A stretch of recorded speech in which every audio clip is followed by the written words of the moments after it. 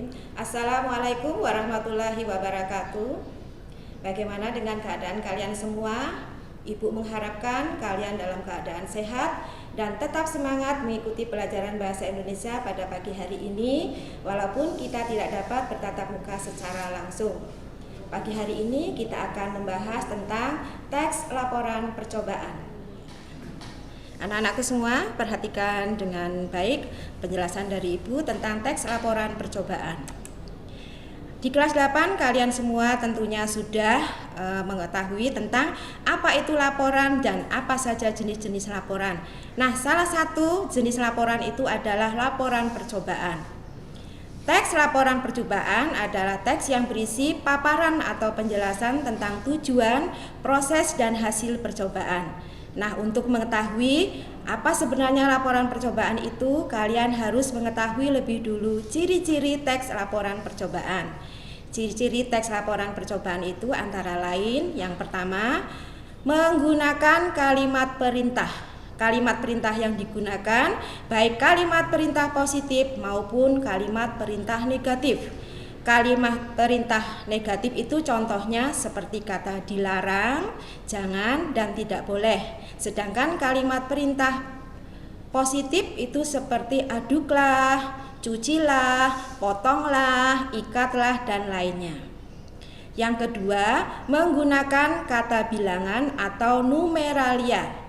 Kata bilangan ini biasanya untuk menunjukkan jumlah bahan yang digunakan atau urutan dalam langkah-langkah proses pembuatan percobaan tersebut.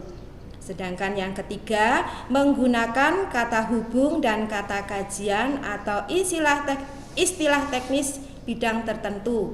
Misalnya kata apabila, saat, jika, sehingga, dan lain-lain. Selanjutnya, kalian juga harus mengetahui struktur teks laporan percobaan. Struktur teks laporan percobaan itu ada 5. Yang pertama, judul. Sebelum kalian menuliskan teks laporan percobaan, kalian harus menuliskan dulu judul laporan percobaan itu.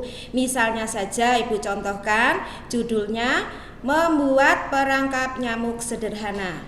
Kemudian yang kedua adalah tujuan. Di bagian tujuan ini kalian menjelaskan alasan mengapa kalian membuat perangkap nyamuk sederhana tersebut.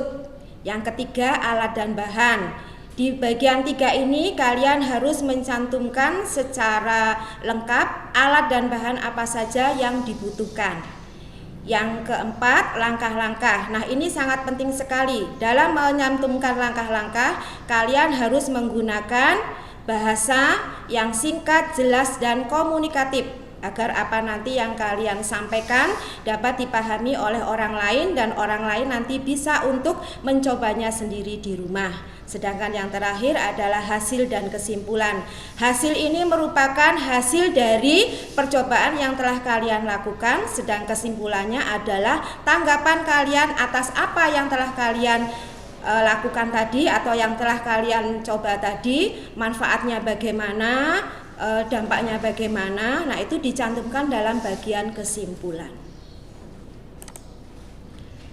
Nah, sekarang yang perlu diperhatikan agar kalian dapat menyusun simpulan laporan pekerjaan dengan baik. Yang pertama, apa yang telah kalian tulis di awal tadi itu harus dibaca dengan saksama, dengan cermat. Kemudian yang kedua, mencatat hal penting dalam teks tersebut. Sedangkan yang ketiga, membuat simpulan berdasarkan uraian tersebut.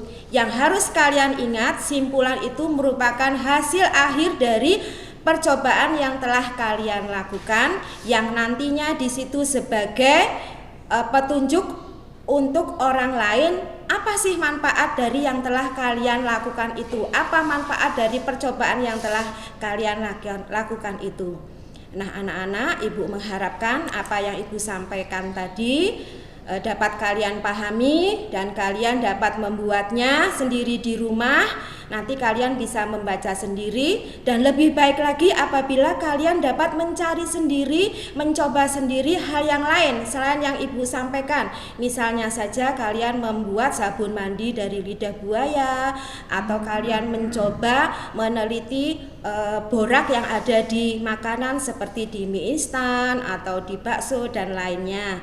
Dan tugas kalian harus mencobanya di rumah. Apabila nanti sudah selesai, dapat kalian kumpulkan pada pertemuan selanjutnya, atau nanti kalau sudah selesai dapat kalian foto hasilnya, kemudian kalian kirimkan melalui WA. Nah, anak-anakku semua, kalian tadi sudah mendengarkan penjelasan Ibu tentang laporan percobaan cara membuat perangkap nyamuk sederhana.